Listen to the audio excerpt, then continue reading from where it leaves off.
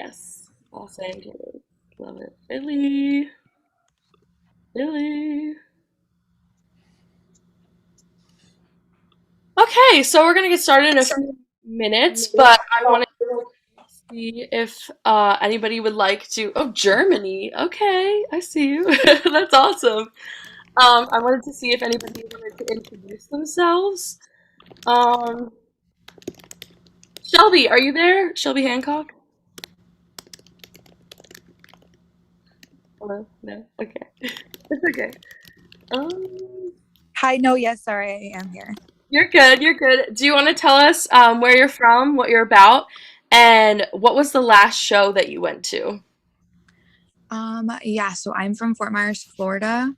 The last show I went to was actually Coin in Tampa, Florida, and it was maybe like 2 days before the final shutdown. So I got really lucky. Wow. I'm so happy to have you here, Shelby. I've been seeing you for music and industry entryway, and I really love that resource. So thank you for being here with us. Yeah, thanks so much. I'm so glad I can make it today. Yeah. um, yeah, y'all gotta have your cameras on. Where are you people? um, Steph, are you there from Germany? Hi, yeah, I'm here. Hi. Do you want to tell us where you're from, what you're about, and what was the last show you went to? Okay, sure. So hi, I'm Steph. I'm from Germany, and I want to work in the music industry in like touring, and I've been going to concerts since like 2014, since I was 14, and I've been to over 70 concerts, and I've always loved them. Um, and yeah, basically now I'm just working with like connecting and networking, and I'm actually working on a project as well, which is called Coda, and we're a group of international students, and we're working on creating and gathering resources about like the music industry. So currently we're working on um, understanding how a label works and just figuring out the departments, and then we're going to go live with our website soon, and then just keep updating the information on it. And the last concert, wait a second. Oh my God, I'm actually not sure. I think it could have been Anne Marie's like birthday party promo event. Nice. Well, great to hear about your project. Congratulations. I hope it goes well. Thank And you. thank you for sharing. Mickey, would you like to introduce yourself? You're on mute. I mean, I didn't know if I was still muted. Oh, good. Hi, I'm Mickey. I'm from Texas. I've been kind of in the. So when I was 18, I'm 33 now. When I was 18, I got into a band in college, and we ended up recording and getting produced in North Hollywood and playing Warped Tour that summer. And then I failed out of school that semester and went on academic probation because I just focused on music stuff. And so I kind of took a break and just I was like, okay, I want to make sure that I understand how to succeed in music and not just be, in a kind of on a high and a pipe dream version of pursuing music. So I kind of studied music and music business a little bit and worked on just kind of general studies and some business stuff. I actually just finished an associate's degree in music production. And so, yeah, so working on it. And I've kind of stayed behind the scenes, learning how to write music and compose and all that, studying good songwriting. And the last concert I went to was 12th Planet. Nice. Yeah. So I almost said 12th Wonder, but yeah, 12th Planet. Well, thank you for sharing. Hey, We're happy to have you here. I'm excited to be here. Nice. Jukebox management, would you like to introduce yourself? Allison. Hey, Allison. Hello, Oh I'm yeah. so sorry. You're all good. We're just introducing people. We're gonna get started in a few minutes. Jukebox Okay. management, are you there?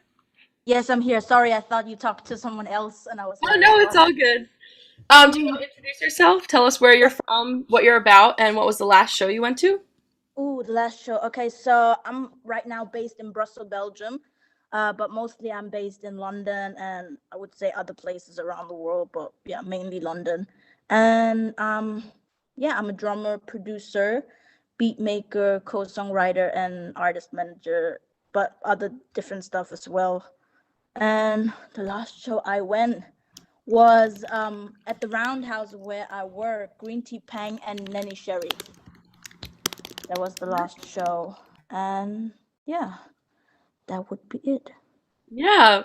Well, thank you for sharing. I think Thank you that's for having me. a great time. I think we should get started.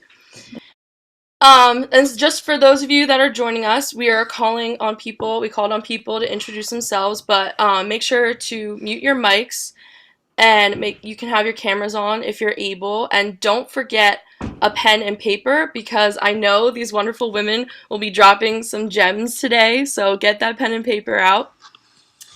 And with that, let's get started. So today we'll be talking about life on the road with these 4 inspiring tour managers. We have the 2020 Women in Live Music Tour Manager of the Year, Latja Horvers, the experienced Heather Marie Ryan, who has been working in live music for 21 years, the amazing Allison Hawking, here to teach us about her many skills, and last but not least, the accomplished Ebony Gentry of Gentry Touring, who joined us a few weeks ago for the Digital Career Fair, and we just had to have back with us. So thank you all so much for being here today and sharing your experiences so that our community can learn and grow. And so just to get into it, can each of you expand and tell me about your careers? Ebony, would you like to share your story first? Yeah, sure. Hi, everyone. I'm Ebony Gentry. I am originally from Washington, D.C. I have now lived in LA for like almost 14 years. And my journey is kind of a very crazy wish-wash of a path that has led me to where I am today. I started out when I was really young on the other side of entertainment, singing, dancing, and acting, and I did that professionally. And what I realized when I look back and I think about that time was I was always the kid that was interested in what else was going on. So who was the person on the side of the stage with the headphones on calling the show? What was that box in the back of the house that was lit when all the lights were down? I was really curious about everything it took to put a show together. And that curiosity stayed with me throughout the years. So, I promised my mom that I would go to college and get a degree. So I did. I went to school and I got my business degree because I thought, okay, well, depending on what I do, business will always help. Knowing how to market, knowing how to read contracts, just understanding business and entrepreneurship will be important. And then when I graduated from college, I had the choice to either go into corporate America and move to Atlanta or go and chase my dreams and move to LA. And of course, I decided to chase my dreams and I moved out to LA and continued to act and sing and dance. And then when I was 26 years old, I got pregnant and I had to make a really difficult decision of how am I going to support myself and my child moving forward. And I realized that I didn't want to leave entertainment, but I had a really good knack at working behind the scenes. And so I started to transition. I worked in event planning. I worked for a company that did a lot of celebrity events and realized I liked it, but it wasn't quite what I wanted. Then I had the opportunity to be a project manager for a gentleman by the name of Derek Williams, who ran all of the entertainment side of this pastor named T.D. Jakes, who did a lot of inspirational TV and film. And he put on a conference every other year called MegaFest. And it saw 90,000 people over the course of 4 days. It made about $8 million. And there is where I got the real bug to say, I want to tour. After working and dealing with the concerts and the film festivals that happened within this conference, I wanted to see what touring was like. And no one could help me. And no one knew where I should start or who I should talk to. And so I had to figure it out on my own. And so I thought about all the great concerts I had been to, all the artists that I loved, and I decided to find out who ran a tour and what those positions were. And I realized that the tour manager and the production manager were pretty much at the top. And so for any artist that I could find contact information for their team, I sent an email that just said, hey, this is me. This is what I've done. This is what I've learned. I'm really interested in figuring out how to transfer these skills into touring. I would love to have a conversation. And out of all of the emails that I sent, a gentleman by the name of Joe Sanchez of 1826 responded. And at the time, he was Rihanna's production manager. And the cliche of like the rest is history is kind of true. He put me on my first gig, which was Zayn, who had just left One Direction. From there, I did Missy Elliott, Katy Perry, Pink. My very first world tour was with Fifth Harmony, their 727 world tour. And I realized I had found what I loved and found what I was really good at. And I just kept pushing and kept pushing until I was given the opportunity to be the tour manager for Snoop Dogg. And that is where Gentry Touring kind of birthed out of a need to, create a business and have tax write-offs because tax laws were changing. And I just realized this is where I wanted to be. I didn't see a lot of women in this space or with companies like this.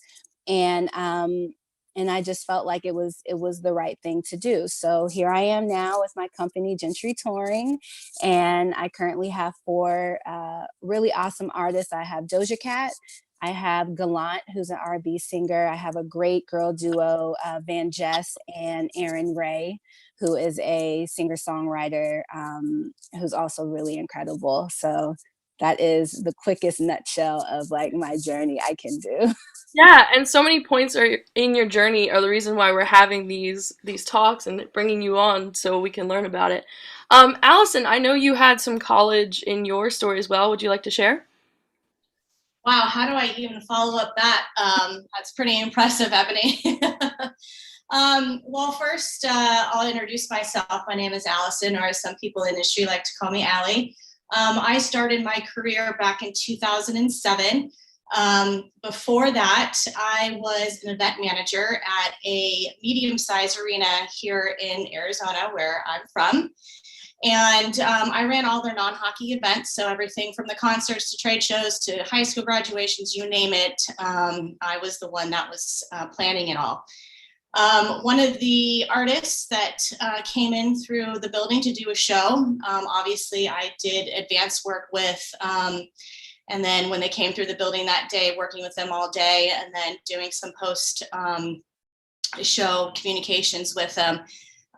Just got along really well with their tour and production managers, and we kind of got a friendship going after they came through the building. And about 6 months later, they asked me if I wanted to go out on tour with them because they had a production assistant position open. So I kind of hesitantly said yes because I had a pretty good job going on at my at the arena. So I didn't want to lose that. Fortunately, the venue management team there were able to support me in that decision. So I went out on the road for a couple months, did the tour, came back to the venue, realized that, I fit better out on the road, given my skill sets and everything like that. I have a psychology degree, so I feel like my degree helped me understand different situations that we were put in out on the road. So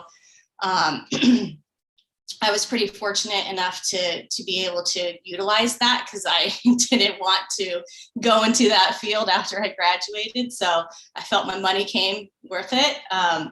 But yeah, so I did a tour with them. I came back. I enjoyed it. They ended up having that position open up full time, and they asked me to be their full-time PA. So I said, sure. And the rest is kind of history. I've been doing it now for about 15 years. So started as a production coordinator assistant, kind of worked my way up to tour manager. And I've been doing that for the last about 7 years. Nice. I love how experienced you all are. It's so, I'm so glad to have you guys here. Heather, would you like to share your story? Hello, friends. It's very early on the West Coast, so you'll be seeing myself and Allison and drinking all the coffee at this point. Let's see here. First of all, I'm really stoked for the other women on this panel. I know two of them. I'm just meeting Ebony through Clubhouse actually recently through some of the rooms, and I'm really excited to see her in person because we sit there and every once in a while talk a bunch of shit about a bunch of shit. I grew up playing instruments, myriads of them. We had a piano. I started with the violin and then the flute and then the oboe, and I played them through like middle school and high school, and I always had like music in the house. It was something important to my father. He loved records and just waking everyone up at Saturday morning, 10 a.m., full blast. Anything from Michael Jackson to Lionel Richie to Kenny Rogers to Dolly Parton, just to wake all of us up because he wanted us to clean the house, which was really, really, really annoying. But also, you know, got into your head and you learned how to kind of work to music. And so when I was in high school, I started finding punk and hardcore music and college radio. And that was mainly my entryway into the music world, was listening to college radio and alternative radio. And this was in the early mid 90s. So that was basically the heyday of, you know, Nirvana coming up and all the alternative music coming into the scene. And that's where I found my love into it.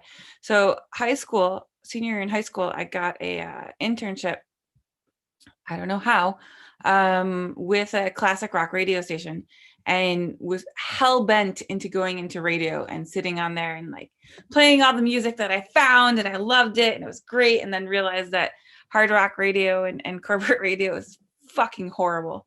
And all they want you to do is play the same 4 songs that the music director thinks that is going to be big all day long, and it's all scripted, and it just was not for me in any way, shape, or form. So in college, I was on the college radio station. I was still thinking I was going into this radio world of things and music directing and program directing and seeing how all these jobs fit. And I was also doing live shows because I was an audio broadcast production major at SUNY Fredonia, which was, it's like an hour outside of Buffalo. I love the SUNY school system. They had so many different programs there, from music to theater to, you know, learning how to record, and it was perfect. So I started doing shows, and I started doing hardcore shows, and I started, you know, figuring out what it was to put on a small DIY show. And from there, I just started going on tours. And when I say tours, I mean like we are in a van and a trailer with 10 people, and you sleep in that van and trailer, or you sleep on floors of people in the world that give you a place to stay. And you are driving all day to a small hardcore show that there's 100 people at. This was what touring started for me. And that was, you know, mid 90s, late 90s. And it was, you thought it was the most glamorous thing you've ever did. And it was the most amazing thing. And you saw the road, you ate peanut butter. There was so many 7-layer burritos that you ate, lots of Taco Bell. And I loved it. And I was also a snowboard instructor at that time too. And, you know, getting in the van and traveling wasn't new to me, and it wasn't like a scary thing. It was like, hey, let's go.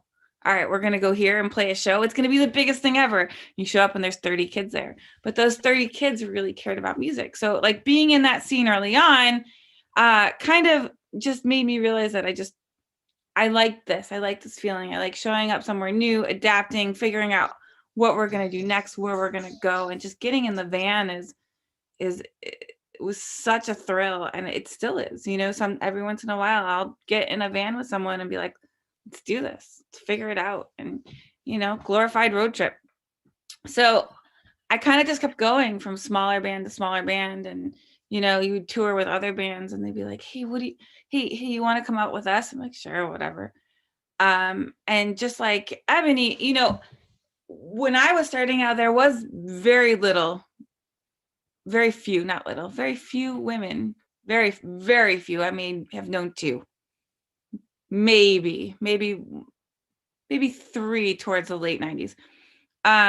but we also didn't have the internet. And we didn't have these networks or these schools or these Zoom classes to know of each other. Because you only saw what you saw on the road. You only saw those little micro, facets of life, and you no idea. And so I just kept going and kept going, and there was a point where we opened for a bigger band, and the bigger band asked me to go out and do their merch, and so I just kept going and going and going. And then I always had other jobs too. I was doing artwork for real estate agents. I was doing artwork for tech companies. I was, whatever I could pick up that would let me tour, or I would do a job for a year and then take off. And then guess early 2000s when I started doing it full time. I was piecing together tours here and there. I was working as a production manager in a venue. I started doing more and more venue work and learning more and more about bigger scale production. And once my tour schedule got so full and I could quit the home job is when it just took off. But it's a game of being patient. Like, you're not, whatever you can take that experience and go. And it may not lead you into touring. You may go somewhere else, because it's all over the place. There's so much you can do. So that's kind of how I got here. I love that. Just go with the flow energy, but also like taking initiative as well. Latro? Yeah, would you like to share? Sure. Thank you for having me, and thank you for putting together this amazing panel of great tour managers. My story is pretty similar to Heather's, actually. I was in I'm in Amsterdam. I grew up in the Netherlands, and as a teenager, I was super into grunge and rock, but I didn't live in Amsterdam yet. I lived in a really small town in the south of the Netherlands where there were no live shows, and all I wanted to do as a teenager was go to live shows.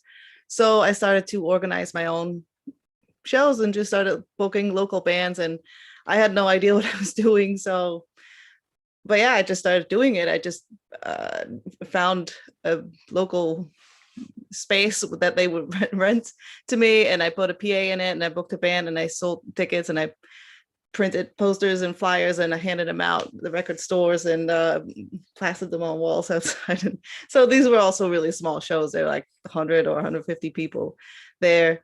And but yeah, I loved it. I was 16 when I started doing this, and I just loved the energy and the thrill of organizing something and people were having a good time. And so when I finished high school, I'd heard of a college course called music management. So that's where I wanted to go. I wanted to learn how to organize bigger events and more professionally, because yeah, I was clearly just winging it.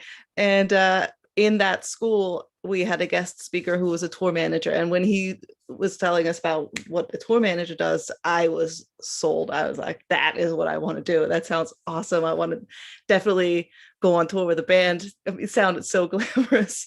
So from that moment, everything I did was towards becoming a tour manager. So I started working at a local venue as a stagehand. I found some local bands that I would just drive them to shows around the Netherlands and help them load gear and sell t-shirts and settle shows. And it was all very small scale, but yeah, you just gotta learn what the flow of a show is, and you learn what the lingo is and just how it all works. And out of my did an internship as a booking agent's assistant. So I was putting together the contracts and writers and advancing all the shows and doing visa applications and stuff like that. And then after my internship was over, I asked if I could go on a tour that I had advanced. So they let me go on one of the tours. And yeah, I loved it. It was like a 6-week tour around Europe, and I had the best time. And it was very much like what Heather described. It was just in a van. We had to bring sleeping bags because we were sleeping on people's floors or in the van, or yeah, wherever we could, maybe a hostel sometimes. And yeah, but after that tour was over, I had no idea how to get my next tour, so I was a stagehand for a while longer. And every time, every crew that would come through, I would leave them with my card and say like, hey, if you ever need a tour manager, call me. And yeah, it took a while for that to actually happen. And there was a lot of times where I was like, what did I choose? Like, this is not going to work. And like Heather said, you need a lot of patience. And it took a while. It took about 6 months before I got my first call. And it was from a tour manager that I met on that other tour. And he just was like, I have a band flying in on Monday. It was Saturday, I think. I have a band flying in on Monday. Are you available to drive them around Europe for 3 weeks? And I was like, yes, let's go. I canceled all my my shifts at the venue, and I packed my bag and I went. And yeah, I was having a blast, and you're meeting people, and you're in the scene. And then, the next time isn't going to be 6 months, but maybe 3 or 4 months. And then that's kind of how it built for me. And it took about 2.5 or 3 years before I could quit my my other job and I could just live off touring. And yeah, those first few years were all vans, and it was really fun, really rough. But I was also 20, so I'm just like, let's go. Woo. And but yeah, after about 5 years, I think I was on my first bus tour, and it was really glamorous. I was very happy to be on the bus, and I'm very happy that I don't have to drive anymore now. I had the energy for it then, but I'm really bad at overnight driving now, or even driving when it's dark, because I'm 38 and I'm just like yeah, so I guess and that's our about eyesight is failing. Our eyesight. Yeah. I don't know. Yeah, I'm seeing very much a common theme of like being down for whatever and just doing all the small tasks, and I think that's really really important. Do you guys have any other skills that come to mind when thinking of a tour manager? I know we were throwing around patience. Heather, do you have any other skills that are very necessary to become a tour manager? Not just patience, but understanding that you're not going to agree with everyone and you're not going to make everyone happy all at the same time. There is going to be, you got to be a very logical human being. And if a lot of the skills do come with experience, and just understanding how people work, how to make tense situations not tense, how to de-escalate, how to decipher interpersonal communications, and how to watch people gel. When you get in a bus and you get to be someone that needs to hire people, you need to think about how are these people going to work together? What skill sets are they bringing together? How are they going to match? You know what I mean? Like, when I first got to a point where I could hire people, I was so fucking excited. I'm like, yes, I can hire all my friends and we're going to have the best time ever. And that was the biggest lie I ever told myself, because being a manager, and if you guys are still in college, please take all of the management courses. Learn how to deal with people. Learn how to talk to people. Learn how to understand and manage people and be a leader. And that's seriously something that I wish I learned more of, and I watch a lot of my peers struggle with, because a lot of people in my age bracket didn't go to college. They were just like, we're joining the circus and we're going to do this and we're going to do this. But actually being a manager is very important, and knowing these skills in even in the touring world and the circus world, or whatever you want to call this, that's really important. And knowing accounting, knowing how money comes in, how money goes out, that is astronomically one of the biggest skills you need. Budgeting is huge. Knowing where that's coming from is something that I think a lot of people don't realize is part of being a tour production manager. You are in music business, and as much as I love the music around it, and I got into it, just being a fan and playing music, the business side of it is really a business side. And it's not to say there's not joy in it and there's not like fun or it's not based on the art or the music or the personalities, you still gotta understand the business side of it. So, management skills, learning about people, learning how to deal with people, accounting skills, just any sort of experience dealing with people is a big, big thing. Because when you're going to venues every day, you are dealing with a different set of people, a different set of values. They may not agree with you, a different set of everything. And you got to learn how to work around it and bring everyone together to get that show done. And that's get that show done and get out and get to the next town. So conflict resolution. That's it. There we go. Conflict resolution. Yeah. Allison, would you say your psychology degree helped you learn about that? Absolutely. Absolutely. And I tell that to people to this day. Like, I picked that major not knowing anything about, the live music, the concert industry or anything like that. But I, to be honest, I use it every single day when I'm out on the road, just trying to hear people and listen to people and communicate with people. Not everybody thinks and does what you feel and what you believe. So you also have to be a forward thinker, and you have to think about all the ifs, ands, and buts. What happens if this happens, or being able to project different scenarios in your head to be able to control and manage those different types of situations is key also. And yeah, I mean, if you guys are still in school, if you could take a psychology 101 class or whatever, please do, because it really does help in understanding people's different personalities. Yeah. And then Ebony, you have kind of like the business side. Do you want to talk a little bit about that? Yeah, little did I know how much having that business management degree was going to help me.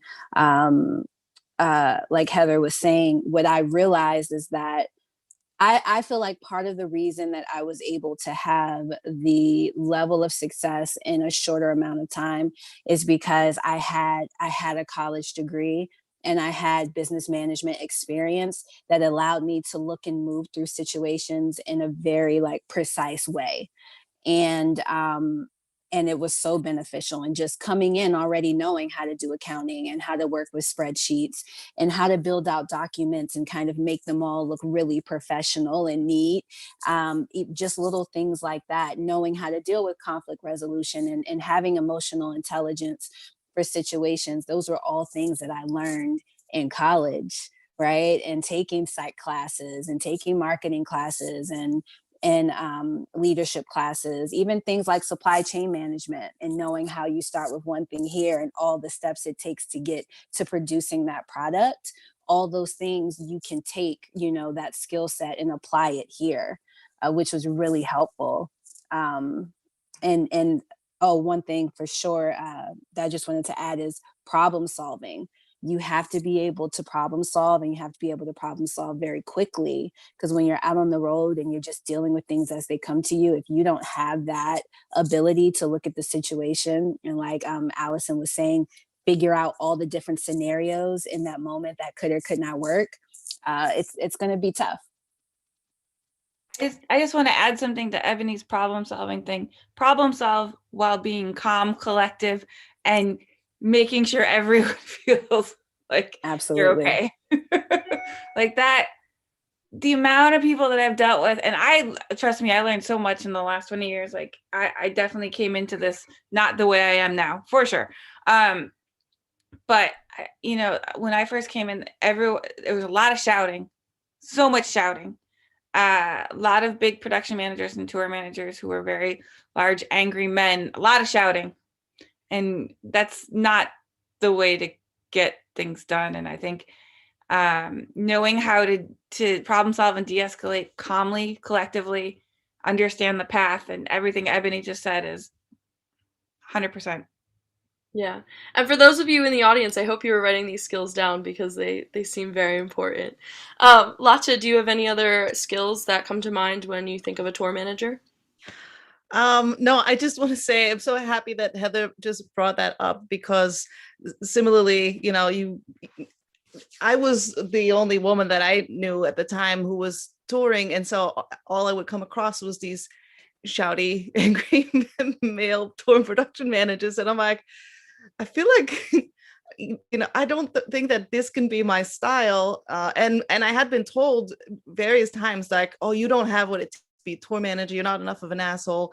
But then I met this really composed tour manager from England, and yeah, he became my friend and my mentor, and I loved how he was always just so calm. And I asked him how he did it, and he's like, oh, I'm like going crazy on the inside, but I just want to, like radiate this aura of calmness so as not to stress out my client. And, like we said before about de-escalation, if you remain calm, it's much easier to de-escalate. And so I've tried to do that, and I think I still do that quite successfully, and that also makes myself stay calmer as well, even though I may be stressed in my head. But if I try to remain calm on the outside, then it also helps me stay calm myself. And yeah, I think it's one of the main responsibilities of the tour manager is to keep all the stress away from the artist, so they, if it's solvable on the day, then they don't need to know about it, that there even was a problem. So they can just focus on getting ready for the show. Yeah, and actually, speaking of the artist, we have a ton of early stages artists in our community here at Finesse Media who will be thinking about touring very soon. And I kind of wanted to talk about that. We're throwing around budgeting, but is there any advice for indie artists to get started on tour? Do they need a tour manager? Allison, your thoughts? Oh gosh, I might have to defer this to Heather here because she has more experience in that. But do they need a tour manager? No, not necessarily. I think if the drummer or somebody in the band has the organizational skills and the desire to want to be the point person for their band, then go do it. I mean, a successful tour, a successful artist or band or whatever doesn't have to have a tour manager to make it. And there's plenty of, I've gone on, I've toured with plenty of openers that, that case was what they were doing. The drummer or the guitarist or whoever was the tour manager. And, now they're, in arena type touring. So no, but I don't know, maybe Heather has something else to contribute. I mean, if you're just starting out, you have to realize that we're expensive. Crew is expensive.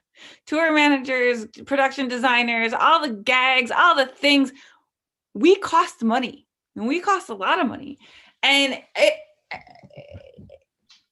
if you are just starting out, I would highly suggest not hiring someone, and if you guys can do it yourself. Do you know what I mean? Like, as Allison said, you split up the duties. If there's 4 of you in the band, one person is in charge of this, one person's in charge of this, one person's in charge of this, one person's in charge of this. And make sure the most responsible person is what's in charge of the money. Because again, it all comes down to what's coming in and what's going out. And touring is a business. It's not, there's definitely a romantic side to it. And there's definitely fun to it, but it's still a business. You need money to put in your gas tank. You need money to be able to eat. You need money to pay your bills at home. Like, unfortunately, especially in those early years, it is a lean time. Again, 7 later burritos, Taco Bell, ate way too many of them. They were $1. But when you're in that infancy and that like growing of your fan base, you got to just learn everything you can about how to do things yourself as much as possible. Because once you get to a point where you can afford to pay for anyone, you should really be looking at a lawyer or a manager, or do you know what I mean? Like, there's other things in the music business area that you need before you need a tour manager. And if you're responsible to get yourself from A to B, which some musicians are not, and we all know this, that's where you need to focus on. You can do it yourself. And there's so many resources out there on the web. You can talk to tour managers and help set up things, your booking agent, and it just, you can do it. You can totally do it by yourself until you get to that point where you can't. But right out the bat, if you're just starting to tour and you're not opening up for another tour, or you're just going out on your own, you're doing coffee shops or whatever you're doing, you just got to do it yourself and be responsible yourself, because you can't afford to pay someone. You can't afford to pay us. And even if it's just a tour manager just starting, I mean, if someone wants to go out for free and you guys tag team it, that's great. But don't give your money away if you can't afford to yet. Right. Yeah, I appreciate your honesty. Ebony, do you have anything to add? Yeah, I agree with them both. I think that if you're an artist, independent artist just starting out, the focus should be to build your fan base as local to you as possible, right? So if you're in a city that has clubs or coffee shops or places where you can establish a residency or something that you're doing a couple of times a week or a couple of times a month, if it's a short drive, if you're not in one of those cities, right, and you have to drive, my advice would be to establish there locally and really build up a very strong fan base. And then once you're doing that and you can show a booking agent, you can show another venue, or you can show a tour manager, like, this is my fan base, these are the type of venues that I've been doing, like, I would like to open up for this artist that's coming in town, right? Then you're able to kind of elevate from there. And with time, the opportunity to grow in the venues you're doing or the artists you're opening up for will increase. And then you'll be able to have the money, if you would like to, take a team on the road, a tour manager, have a production manager or something like that with you. But I always stress, like, build and work on yourself locally. Figure out what your show is, figure out who you are on stage, right? As an artist, I love developing new artists when they're trying to figure out what their brand is on stage.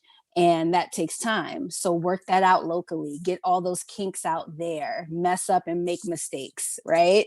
And then when it's time, when you really get those big opportunities, you're ready to go because you figured it all out at home first. Right. And so once they get to that stage, is there anything, Latcha, that you'd like to see from the artist? I know sometimes artists have egos. Is there anything you can say about that?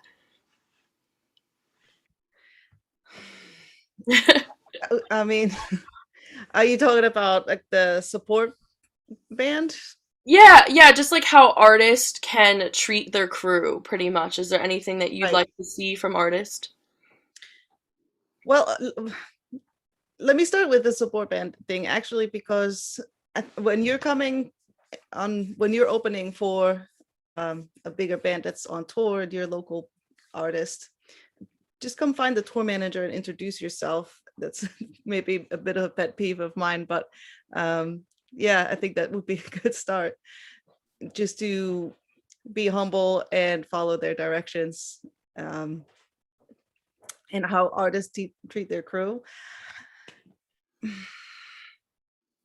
I think it's important to look after them, look after their mental health, make sure that they get rested, that the tour is routed in a way that there's enough sleep between shows. I know historically that's, this glamour to the grind, and trying to, not just make people not complain, just be like, oh, suck it up, have coffee. I only slept 2 hours last night and I'm doing another show. I think that it's important to actually get a good night's rest between working really long days. And after 3 or 4 shows, there needs to be a day off. It needs to be a proper day off where you get a hotel room, and some privacy. And I think it's important to be respectful to your crew and treat them like people. And this, maybe I've been lucky, but my artists have always been very respectful, and maybe not all of them in the recent years. Definitely in my early years, I've taken some shit and I didn't know how to stand up for myself. And yeah, I wouldn't stand for that now, I suppose. Right. Yeah. Anybody I else? want to add something to what Yeah. Alexa said. And it comes down to the mental health aspect, especially if you're a crew member and an artist. Be careful with your partying. Like that, I know everything is like, we're gonna go out, we're gonna get fucked up, we're gonna get drunk, we're gonna get high, we're gonna do all these things. And I've done it all. Don't. I'm not coming from a place of hate. I don't drink anymore, and I haven't drank in 5 years, and there's a reason because of that. When you're on the road, everything's very readily available, like alcohol especially. Everyone wants to get drunk, and you also have to realize that when you are on the road, you are putting your body through a rigorous schedule that, yes, in the 20s you can bounce back pretty quickly. But once you start hitting those 30s, even though you feel good, that's when you got to cut it out, because the damage that you do in your 30s, especially with booze and the drugs and all the things, it's going to catch up with you in the late 30s and then the 40s, and then you can't move anymore. It's readily available and it's free, and it's something that, you know, a lot of the rock stars and the musicians, it's a big glorification of it, but it really wears you down. So just be careful, is all I'm saying. If you can't wake up in the morning and get back on that stage, you know, all the drinking also affects your voice. If you're a singer, that is something you got to watch. If your body is run down, you can't perform, and that's it. Shows get canceled. There was an artist I was with. They were Australian, very big in Australia, not very big in the States. They would play a show in Australia, get all this money, and come over the States for their glorified vacation tour. And, you know, we had to cancel 6 or 7 shows because of the cocaine use. You know, what vocal cords were gone. People were sick. I was in the hospital with them. Not me in the hospital, but like me bringing people to the hospital for about 4 days straight because they were so sick. And that's money. Yeah. There goes your shows, your career, your money, everything. So just be careful, be mindful. I'm not saying don't do stupid shit, because you're going to do stupid shit. We all did stupid shit. That's why here we are. Just everybody just want to piggyback on that. Everybody looks for, I mean, you are you're as an artist or as a tour manager, production manager, you're at the top. And so everybody looks up to you.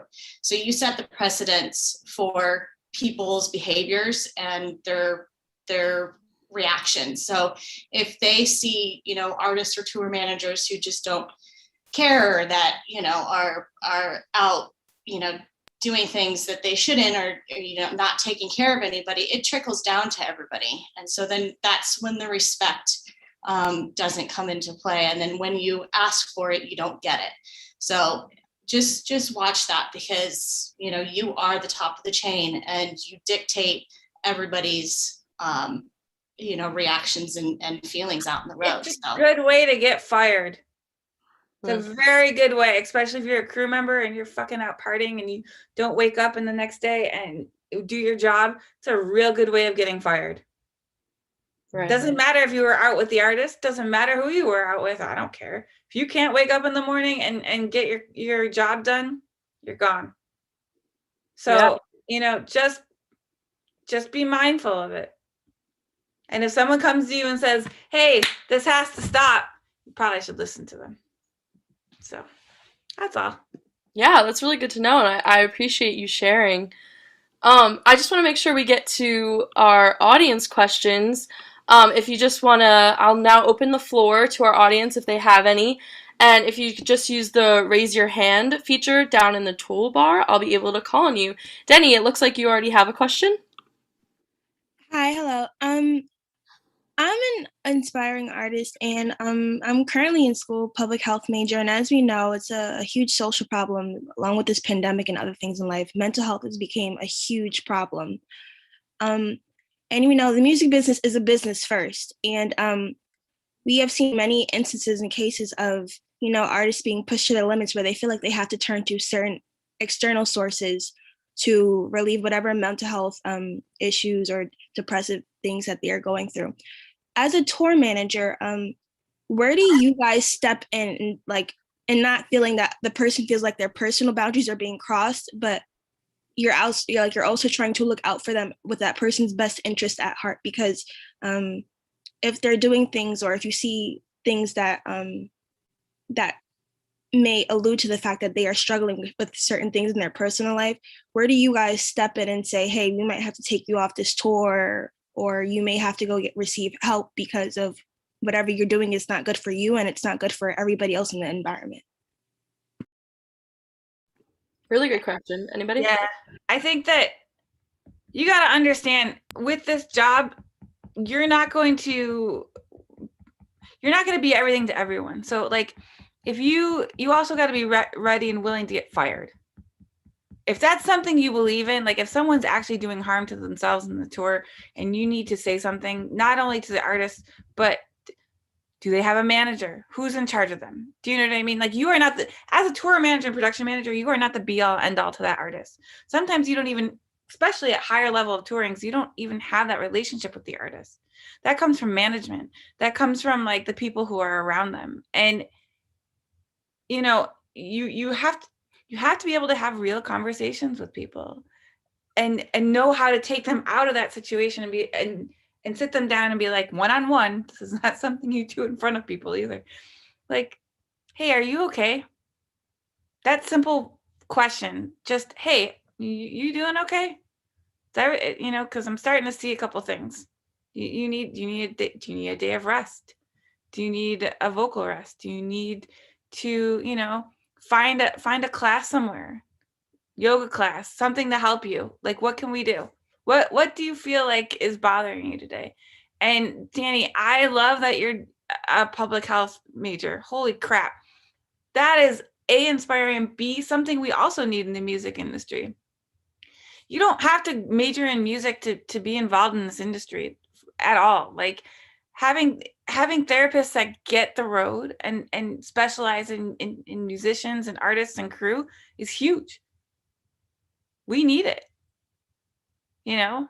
So being able to like see someone hurting and have that inside of you to care, number one, to talk to these, to take them off and be like, hey, are you okay?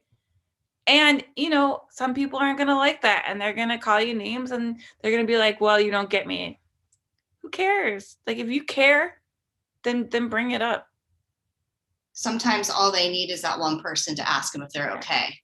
And I think as tour managers too, we need to educate ourselves and be comfortable, like Heather said, with those conversations. I actually just got certified as a mental health first aider. It was a class I took this last weekend where, you know, you're kind of taught to see these, you know, indications in people and to recognize and assess the situation and all these other steps that you have to go through. So just educating yourself and being mindful of it is, you know, you never know. It just takes that one person to ask that one question, and it can change their whole trajectory into getting help. So. Yeah, Ebony? Yeah, I would love to add to that. So something that I make a habit now when I'm working with artists for the first time is I sit down and I speak with management prior to us starting about the artist, where they are, mentally, emotionally, spiritually, like what type of artist am I about to have to deal with? Because a lot of my artists are much younger than me and they're newer, I do end up having very close relationships with them. I'm with them often and sometimes more than management is. And so if I can have an understanding of where they are in life and what they're going through, I can try to do my best to tailor rehearsals and schedules and things like that around them. I can tailor the type of people that I would want to build as their like production team. And I also have a mental health therapist that works with my company that I can schedule appointments and have them come in and talk to them, just to kind of support that. But I think it was such a good point. I think Heather said, like, you have to be ready to get fired, because there are times where if you really care and if you really see something is going on and you have those conversations and maybe it's not being received well, there's a chance that they may replace you, right? Because sometimes there's this world and this box around the artist, and for whatever reason, people don't want to change it, and they need it to be exactly the way it is. And if you interfere with that too much, you might end up being removed. But for me, it's always important to have integrity in everything that I do.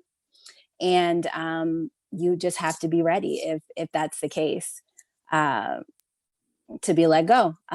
So for me, it's always just trying to create an environment that is healthy for everyone, and have a support team to be there if people need to talk and kind of just express and get things out. Yeah, I really love to hear that this is not something that's glazed over. And thank you, Danny, for steering the conversation in this direction. I really appreciate Ebony. Ebony, I know you have to head out, so feel free to do so. Thank you so much for joining us today. You've dropped so many amazing gems. Can we get some snaps up in here? We need the energy back up. I know it's not a sexy topic, but it's really important. Thank you so much. Thank you. It was a pleasure to be a part, and I'm so glad to meet the other ladies on this panel. I would love to connect, guys. I'll connect with you guys, and connect in thanks the again. contact sheet. Absolutely. Sure. Yep. All right. Bye, guys. Thank you. Lasha, did you have anything to add to that topic?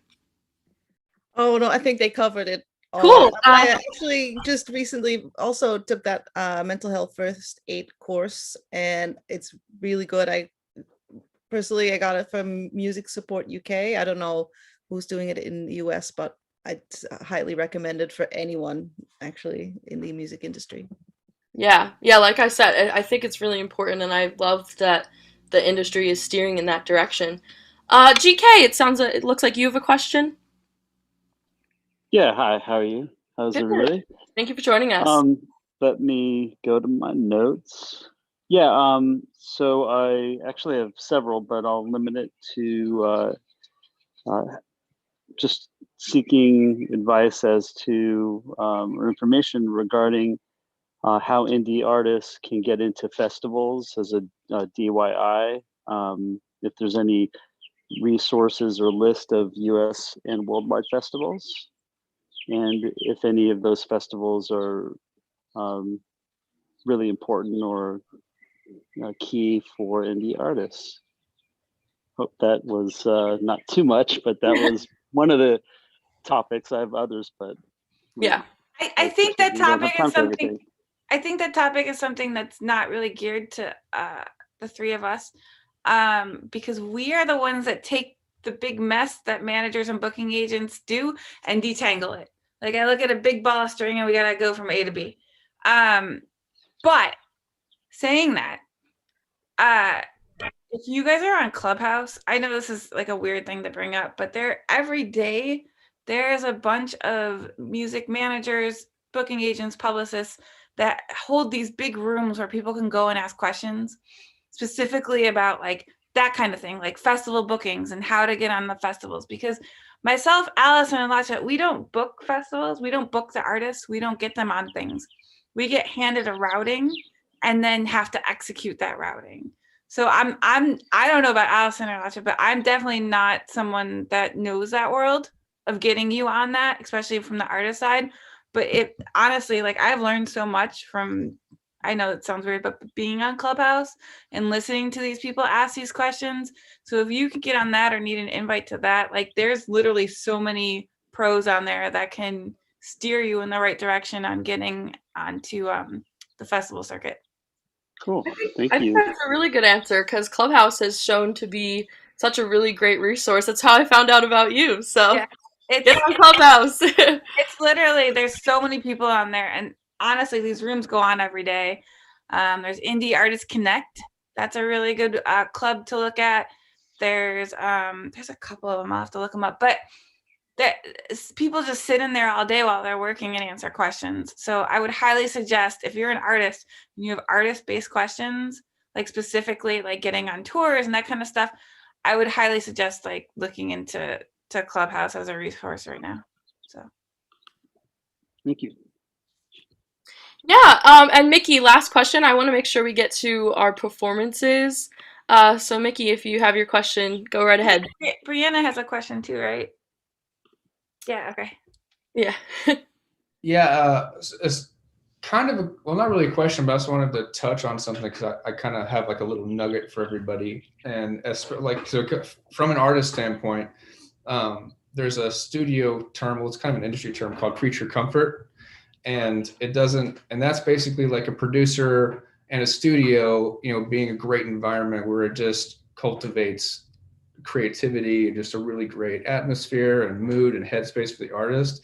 But it has to, I think, especially with your tour manager and crew, and when you step into also providing creature comfort for your manager and it's being mutually exchanged, and you're kind of honoring the efforts that your tour manager and your crew is putting in to carry their weight and make it as efficient and effective and beneficial of an experience for you. Everyone starts just kind of feeding off that, and it becomes not only great for that tour, but it can become such a great experience for the whole team, that and everyone surrounding the artist and the artist surrounding the team, that it has a prolonged long-term effect. It could have fruit that becomes part of why the next record is so good and the creativity was flowing because of how the tour went and how everyone was treating each other. So it kind of goes into that mental health thing. Like there's like slipping into some mental health issues, and there's like soaring and kind of working as a team and keeping things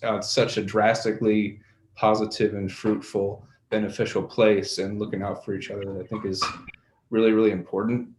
And that kind of also goes into how Heather said, don't hire, not working with the tour manager off the bat, and doing things yourself for a while will give you an appreciation for the like scale and scope of work that crew members start to handle when you bring people on, and it'll give you a lot more respect for them, and also an understanding of like and just gratitude and gratitude for the value that they're actually contributing. And so yeah, I think all that really ties in, because you can, the tour manager can also be the one stressed out and just pushed to the max too. So as long as you're honoring that, I think it's a really good dynamic to have and kind of keep in mind for everyone involved with everyone's career. So Yeah, thank you for sharing. And thank you, Latcha, for sharing this amazing resource in the chat. Definitely look out for that. Brianna, did you have a question? Yes, I did. So hopefully it's a short response. I'm a like singer, songwriter, producer, rapper, all that different stuff. I was wondering, because of the pandemic, with having to execute like with a budget, I know that people have like backup money that they try to support. How has all of that, I guess, changed because of it? And then moving forward, how is touring going to be more, I guess, inclusive? For example, the virtual world makes it where everybody who's in a wheelchair or is disabled is able to like come to concerts and stuff. And then how does that mesh into that? It's also okay if that question is too much. It's perfectly fine. Hopefully that makes sense. It's a really good one. I mean, listen, we all have, especially the three of us who are still on this panel, and Ebony too. I'm sad she left. We all want the best for everyone. You definitely have 3 tour managers still on this, and 4 with Ebony, like who actually care. Hopefully, and from what I am seeing from trends from industry quote unquote leaders and people who are talking the most, we are working on all of this. Hopefully with these tours that are coming out, they're going to have a virtual element or a live stream along with it, so other people can enjoy, because seriously, it's been a nice year. Not like a nice year in the music industry. Do you know what I mean? Even though we're all at home and it sucks and there's a lot of money being lost and our jobs have gone away and it's not fun like that, but it's been a nice year to watch what has come out of it and to see the conversations that are coming out of it, especially with diversity inclusion in every single aspect of it, because touring was a very white male industry for a very long time. And it still is a very white male industry.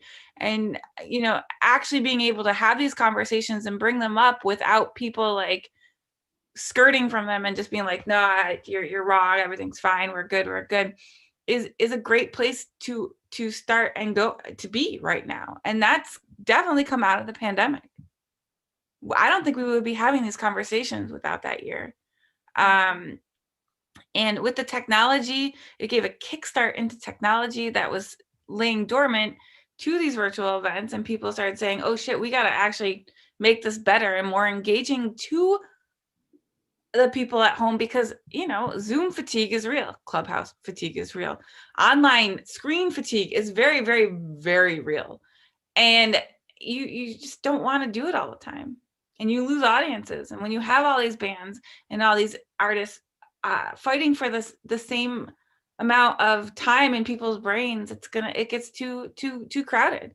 Same within the physical space, you're fighting for that time, and people get bored very easily. So thank goodness I don't really have a huge answer to that, but like thank good we're actually having these conversations, and hopefully like they will continue, and we're not going to go back to the old ways of touring and live events. So Allison, Lasha. I mean, I couldn't agree more with you, Heather. I think, yeah, we are going to have to put on a different lens moving forward with how we tour. Not only, what needs to be in the forefront of our minds right now is our health and safety. We're obviously not going to be able to do anything until we can comfortably and safely go out and tour with the protocols and procedures in place for us to do it correctly. We have to, going back to Heather's, we have to be in communication with not only, our crews and our artists, but with our promoters, with the local venues, with local governance and stuff like that. So I think, our industry is going to look differently, but I think it's only going to benefit us in the long run. So. Yeah, Latcha? Yeah, I think that currently maybe my lens is a bit maybe I'm just seeing it from a different perspective because I've been so on this topic of diversity and inclusion. But it seems to me that already this is such a hot topic, and already when I get asked for tours next year, that managers are already indicating, can you staff our tour diversely? We want to make sure that that it's not just white men on our tour. And so I'm being asked for databases to bring forward other women tour managers, other people of color, crew members, genderqueer people. It's definitely, I think, about to change when the live industry is coming back. I think Lasha brought up a good point, because I've always known her as one of the most authentic and tour managers that put together the most diverse and beautiful crew. Like she really is a leader in this, and she's always, and I don't think she's done it on purpose.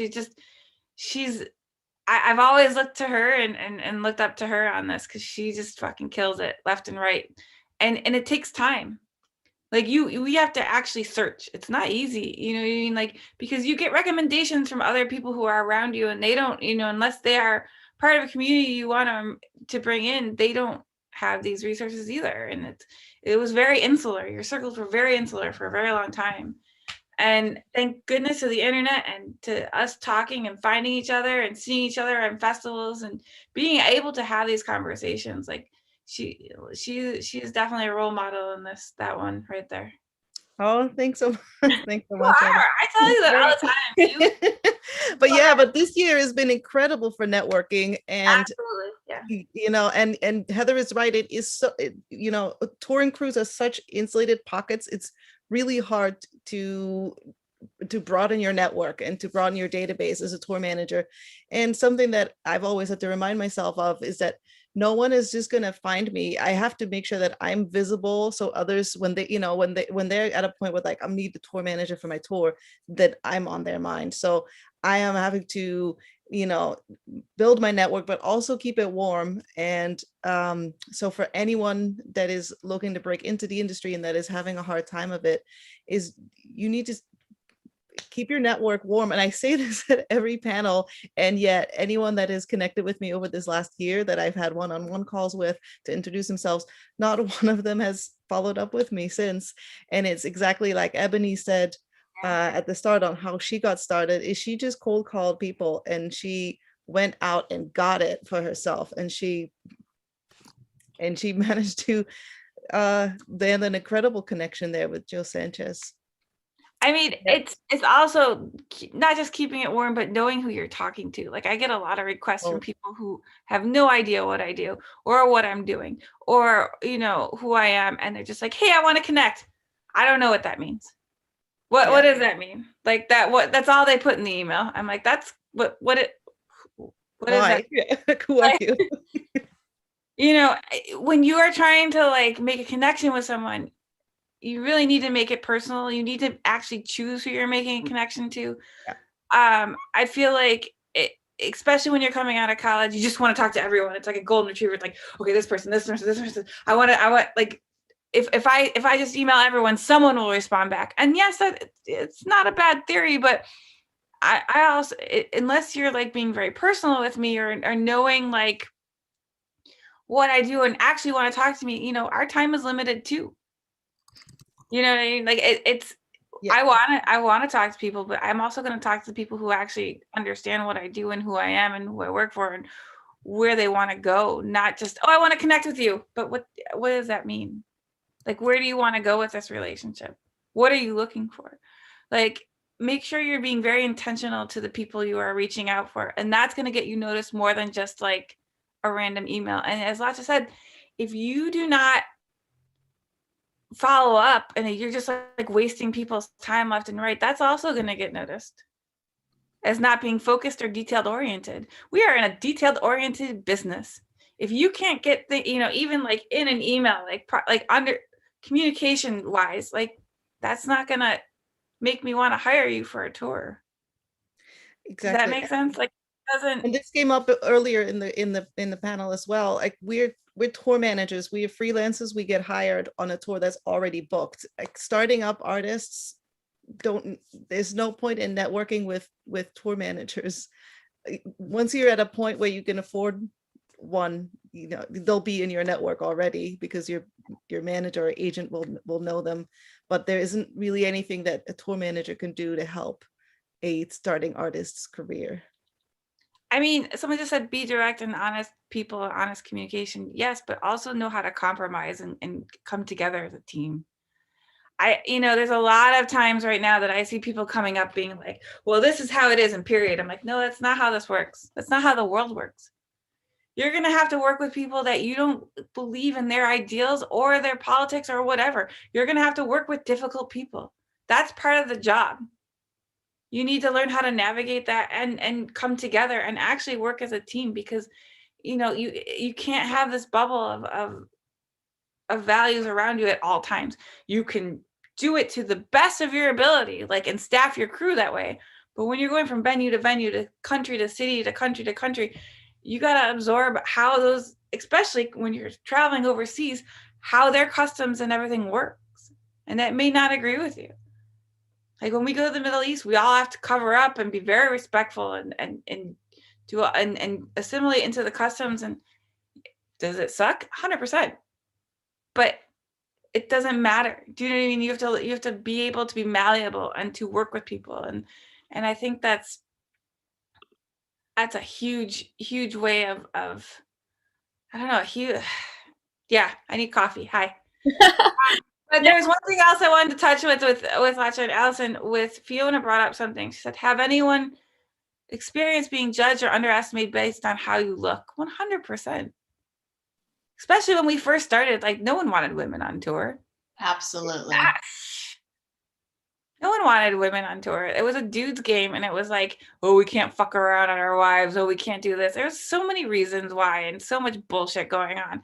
And thank God that's like kind of getting pushed out so heavily.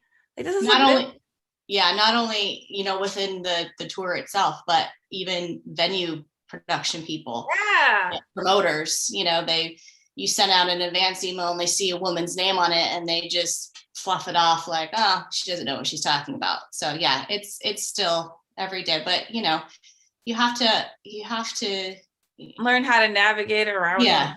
You can't let it get to you, because you know that you're doing the best that you can to your skills, and that's all you can do.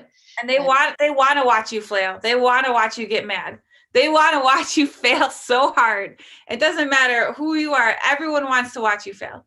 And like, there are days I had to walk into union theaters and I would literally dress up in boots and nice pants and a blazer, and I'd walk in there being like, let's go. Let's fucking go. Do you know what I mean? You have, like, you got to be up for that challenge. And it's a challenge. Like, leaving a venue that was so difficult in the morning, leaving that venue with the best show ever and everyone being on your side at the end is like the best feeling. When everyone's happy, that's the best feeling. And you just gotta, like, granted, I don't agree with anyone's treating people differently and shitty. It sucks. But you just gotta go in there and be able to, like, bring them on your side, and because you can't always remove people from every venue, which sucks. There are some old dudes out there that I would love to never see again, but that's not how it works. Well, I appreciate that the future and you all are contributing to the future is changing that narrative. And I thank you guys for answering all these questions, and thank you for the audience for asking the questions. But I wanted to just transition into our little concert here. We're a little over time, but it's okay. We try to really try to get our audience involved, and our artists deserve a platform here. So, and if anybody has any feedback after they perform, that'd be great to share briefly. But we'll have performances of 2 minutes or less, just something fun and safe to get us hype about live music again. But first up, we have Brianna. Surprise! I didn't expect to be the last question, but I had to ask that. Thank you for the realness. I appreciate that. Yes, thank you all so much. Can we get some snaps for our panelists? Thank you so much. Sure. Woo! What they had to do. Yes. Always. Okay. So this is called Video Games.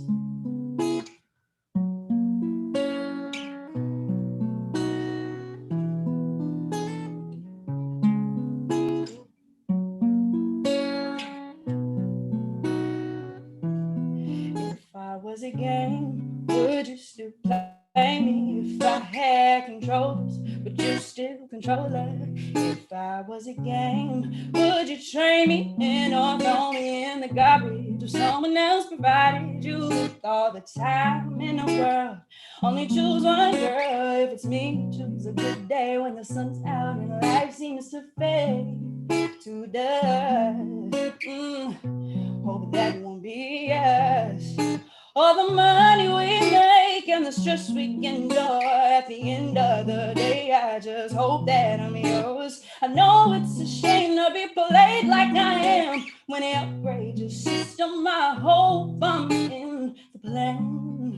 Oh damn, oh damn, oh damn, oh damn, oh damn, oh damn, oh damn. If I was a game, would you skip the intro, skip past the interlude, skip past all the bad news? If I was a game, would you play me if you lost? So many reasons to give up, forgetting the cost. If I was a game, would you address me by the title? Give me a pen name, we're just talking on the low. All the money we make and the stress we endure, at the end of the day, I just hope that I'm yours. No, it's a shame to be played like I am when you upgrade your system. I hope I'm in the plan. Oh damn, oh damn. Ooh,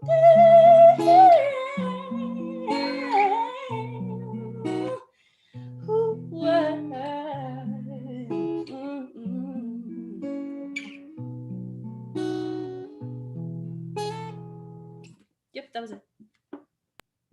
Brianna! Awesome. Yes.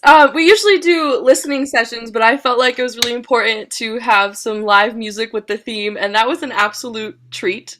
Thank you. I can't wait to see you live in like real life. Stop, stop. It's always fun. I'm always really awkward when I host. That's the one thing I need to get better. But I saw Mac Ayers in concert and he was awkward as fuck. So I don't feel too bad. Well, Be thank you. yourself. Be awkward. Be whatever. Like, don't just be yourself. That's where you're gonna gain your followers. There's so much polished crap out there. Oh, sorry. I keep swearing, and I know this is being recorded. Bye. I love it. It's all good. The realness is. I have to go. I'm so sorry. I have to peace out. But I just wanted to say thank you all. And Thank you. Thank you so much for joining us and sharing. Do this. You're gonna kill it. Be the future you want to see. Thank you, Heather. Thank you. Bye. Bye. Allison, Latcha, did you have anything to add or share for Brianna? That was amazing. Thank you so much for playing for us, Brianna. Loved it. That was amazing. You got two great tour managers too, if you ever need one. So I got two in Europe. Keep it in mind. Thank you. I love that. Well, thank you so much, Brianna, for performing. Next up, we're gonna have Elsie. I'm sorry, I actually have to jump as well, Shaylin. Okay. Yeah, it's at I do 7:30 too. I've got PM another here. panel in 6 ready. minutes, but it was such a pleasure meeting everybody and talking to you guys. You guys keep doing what you're doing. You just even being a part of this, discussion today is one step in the right direction. So thank you. Thank you both so much. Bye, Allison and Latcha. Bye. And also make sure you follow Shelby's Music Entryway account. It's great. Or maybe everyone just drop their Instagram in the chat so you can all Thank you so follow each much. other. Bye. Thank you. Thank you, guys. Elsie, are you here? I am. I'm ready to go. We'll continue with our concert. So the floor is yours. Yeah, happy Saturday, y'all. I figured I would play my song called "On the Road" for this appropriately titled panel. We love themes. Yeah, exactly.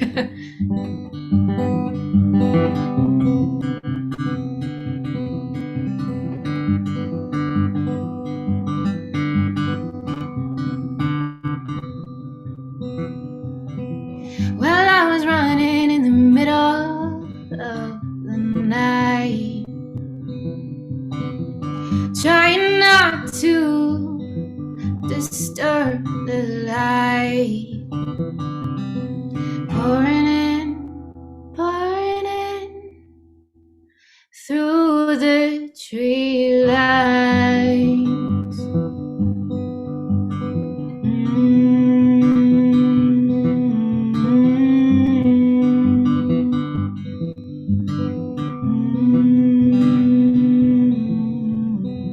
It's not very often that you find yourself in peace, a complete silence in mind at ease. But that's where I go when I'm on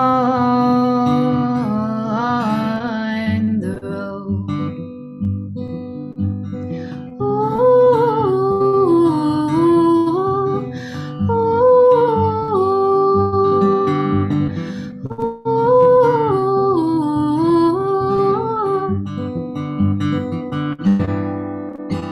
And I will hop a railway train, and I will catch the next plane on to Maine. Who knows where I'll go? Oh my god. I just like choked on a piece of my breakfast, but from there. All right, I think that's good for today. We got the first verse and chorus. But yeah, hopefully good vibes for like when we can go on the road again.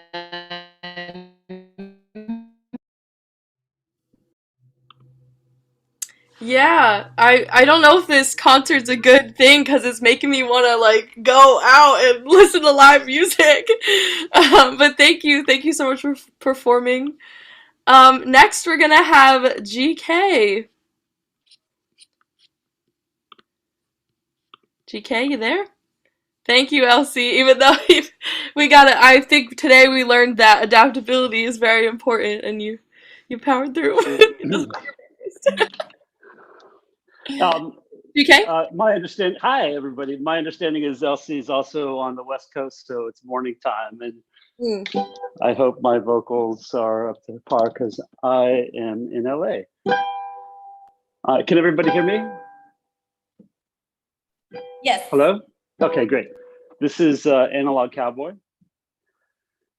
Stop your Instagramming of your vegan falafel plate. Compulsive millwall hunting shoots trophy waves. Save some Facebook time when you're away from me.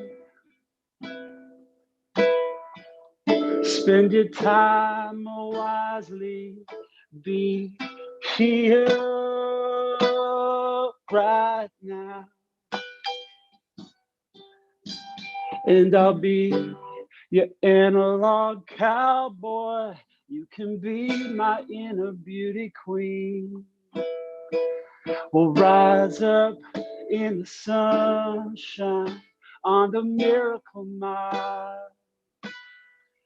Try to be your digital cowboy, but you know it just ain't my scene.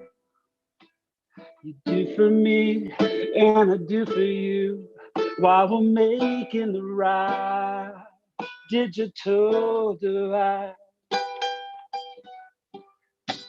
Put your phone down for a while. Be here right now. Save some Facebook count when you're away from me.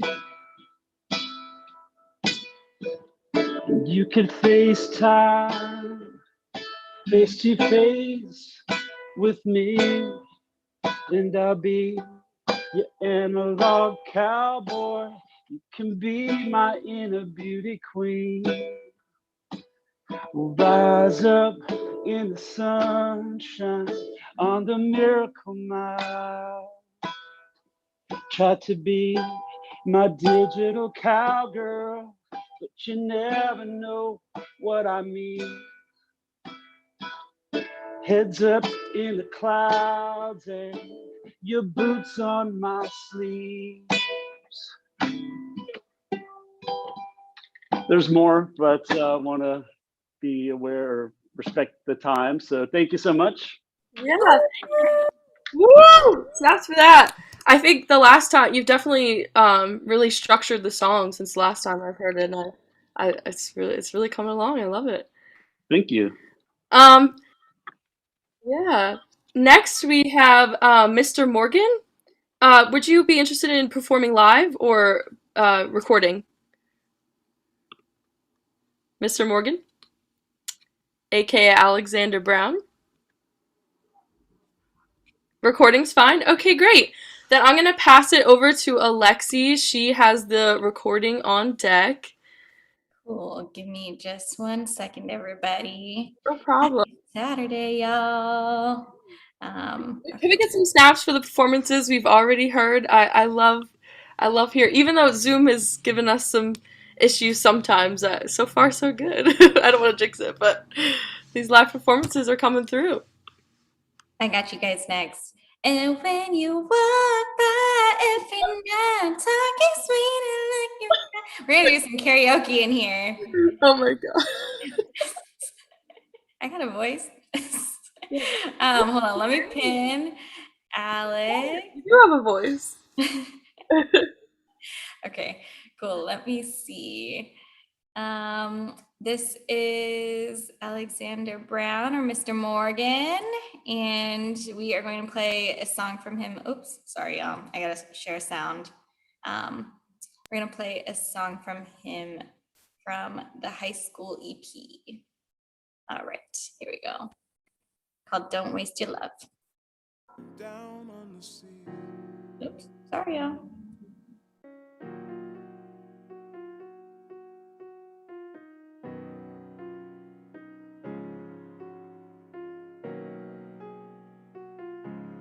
I see the way you look at me when we speak. Your eyes like stars shining down on the sea. What do you see staring down in my eyes? Can you see the emptiness that lies inside? You're on my mind, just like a dream coming true. But I know that I'm no good for you. If only you knew the scars inside my head. Maybe it's better if we just stayed friends. I'll lead your heart out and bury it beneath the sand. I'll let you down, just like every other man. So don't waste your time on me. Oh, don't waste your love on me. You and I.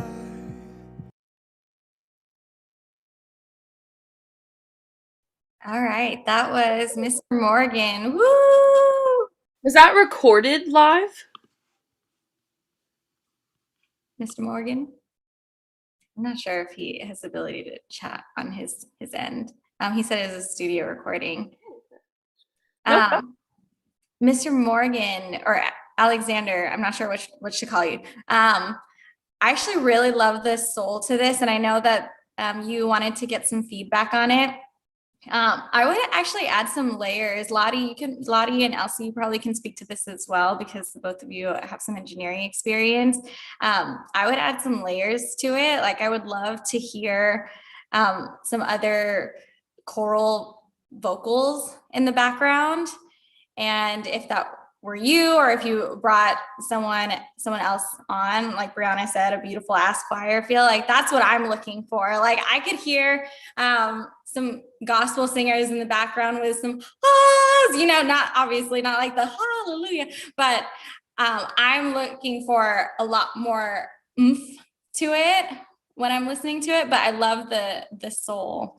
So I would say if you added some additional layers to it, you'd definitely have something going for it. And then Lottie, you said you think, yes, you love how stripped back it was. Yeah, exactly. And also a tip for any artists that are on here, and Lottie, you can speak to this as well. It's so awesome when you have additional versions to it, because if you think about how cover artists, they have different versions of like how they'll sing. Other artists, when they're performing on stage, they might perform one version of a song, but then they'll listen to another version of it, or they'll perform another version of their song where they change the notes up. And so definitely, Alex, I think that the song sounds great. You have such a beautiful voice.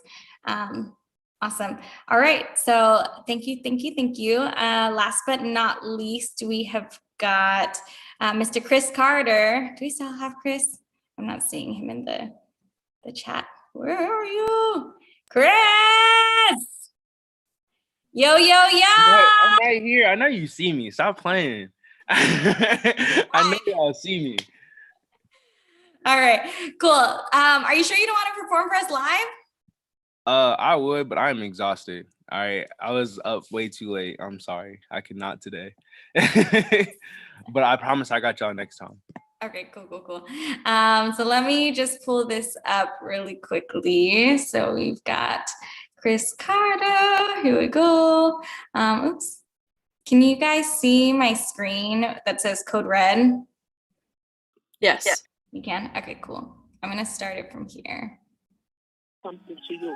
I asked for a simple fucking acknowledgement. If you really don't want to fuck with me, like just tell me that and I will leave you alone forever. I promise you. And it's really that simple. #1 draft pick, damn I hit the lotto. Remember we was whipping Silverados. Now we in the bands with the tent dodging potholes. Trying to make the city great like that nigga Carlos. RTG, fuck around I'm like a RPG. I'm about to blow off the impact. This is the one that better get back. She say I'm like Ali when I hit that. Float like a butterfly, she split like a Kit Kat. Waiting on my downfall, bitch you can't forget that. Money on my head, they wouldn't risk that. The game need me, say it's hard, I make it look easy. You get a night, shorty can't keep me. Spin the block like a burnt CD. No mask, but you won't see me. All black like your boy GD. Your day ones will do you so greasy. For the money and the fame, but they swear they never change. It's crazy how the people closest to you want your downfall. I just hit a home run, life kept throwing curveballs. Mama still praying for me, granny still praying for me. Maj at the gate with a grin, I know he waiting on me. Do it for my city, so why they still hating on me? All the real niggas switched up and started faking on me. Never understood that, we are from a city where niggas get no love at. Traumatized past, got me asking where the mud at. I'm fiending where the drugs at. Gotta take my mind off, I don't get no time off. Gotta work OT just to get my shine off. It's called a fuck you thought, nigga. Ooh, we gon' be legendary. Carter call like February. Rather see me chained up or listed on obituary. But we over offers getting head from the secretary. Hey, baby. I miss you. And I was just calling to say I loved you. I know things have been crazy, but I'll always love you. Shorty said she love me, think I love her too. But I'ma fuck it up, cause that's what Carter do. Shout out to my nigga Rio, shout out to my nigga Q, shout out to my nigga Bishop. All we know is money moves. Carter go too hard for it. Nigga, I done starved for it. Eye for an eye, told these niggas I would die for it. Just grab the wheel before I crash or I'ma fuck it up. Complicated feelings, why is love always hard for us? Too many late nights, I ain't really home enough. Crazy how the things that feel the best ain't really good for us. Once upon a time, you used to say that I was good enough, but shit hit the fan and you left with the rest of them. Caught a mad strong, but these drugs get the best of them. Thank y'all for playing that for me. I appreciate y'all. Chris, we miss you. No, I know I've been moving around. I'm trying to we're trying to get right. You a hater. You don't fuck with Finessed Media anymore. If that was true, I wouldn't be here.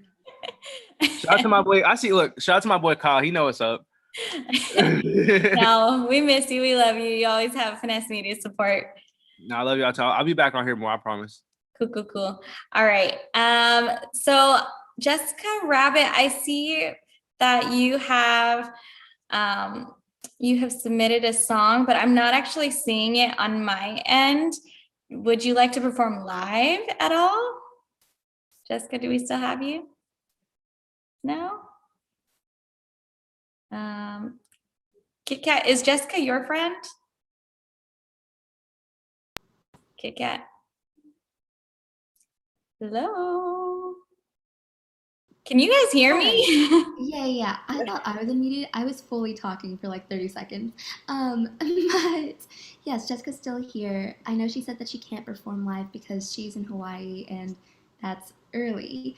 But Jessica, let me message you real quickly. Okay, because I'm not seeing anything on my end. I looked in our inbox. I shot her a message as well. So I'm not seeing anything come through. Would anyone else like to perform live before we hop off? Lottie,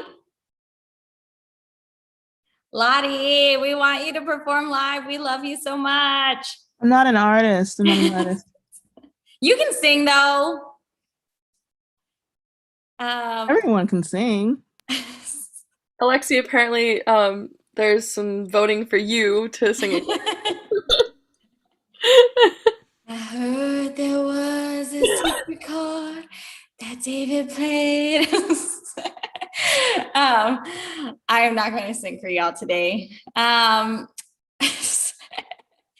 All right, so I am still not seeing anything. Kit Kat, are you getting anything on your end by any chance? No, I haven't seen Okay, no worries. We'll just go ahead and refund her ticket because I didn't even see a review, a submission from her at all. Oh, she said that she just resent it. She just resent it to info@finessed.media? Yeah. I checked the junk email. Yeah, I'm still not seeing anything. Is there a link that she can send here that she can put in the chat? Jessica? Also, by the way, in the meantime, Finesse Media was just featured on Billboard in their mental health resources, which we're really excited about. Woo, woo, woo. So thank you all for being a part of our community, because we love you all and are so happy for you to be a part of it. Honestly, it means a lot to us. Like, we wouldn't be here if it weren't for all of you. So we have one last song. Here we go from Miss, oh no, hold on. 1 second. Oh, here we go. Okay, so we have one last song from Miss Jessica Rabbit. Let me just share my screen with y'all. And here we go.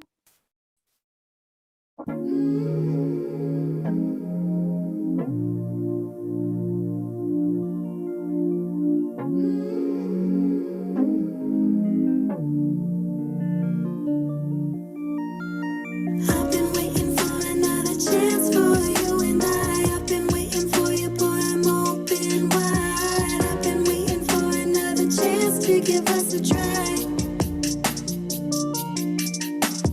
Feeling lucky, come on, take a chance, baby, come inside. I've been waiting for you, boy, I'm open wide. I've been waiting for another chance, yeah, another night. Goddamn. What did you do to me? This was only supposed to be a little thing, but you got me, got replaying, I'm playing over and over the way you love my body. Rock this love, drunk, sober, I obsessed. Found my hands on the back of your head, kept the lights on, how we traveled across the bed. Now you say we gotta stop this cause you feeling bad. Then in the same breath you're saying I'm the best that you had. Just turn them lights down, baby, I get you in the mood. You made me wait, now let me put my weight on you. I've been waiting for another chance for you and I've been waiting for you, boy, I'm open wide. Another chance to give us a try. Feeling lucky, come on, take a chance, baby, come inside. I've been waiting for you, boy, I'm open wide. I've been waiting for another chance, yeah, another night. Yeah. Can't even give me a good reason, but I think your bitch got you cheating.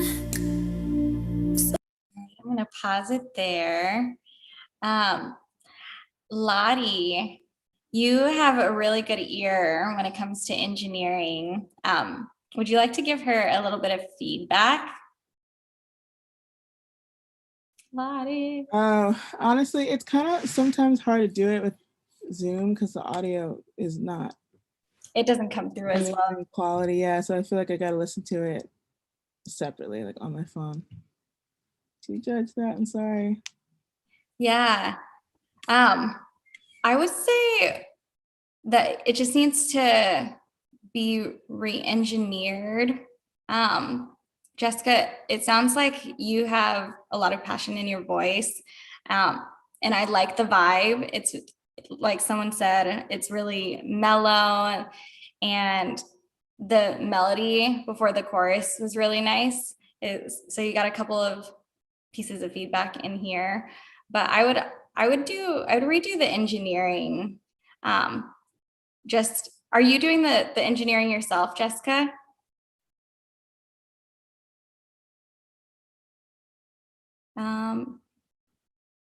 Gotcha. Cool.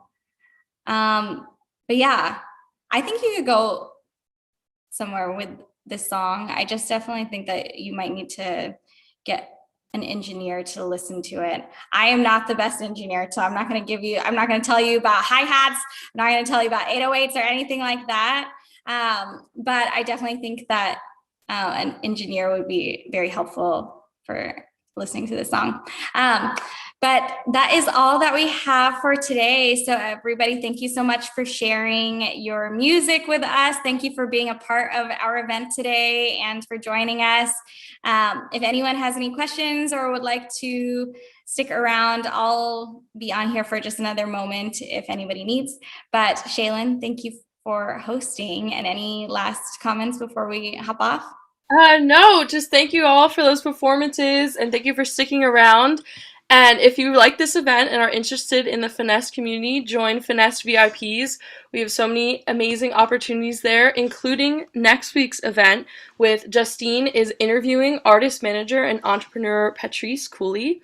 So make sure to tune in next Saturday for the same time for this awesome event. And thank you, everybody.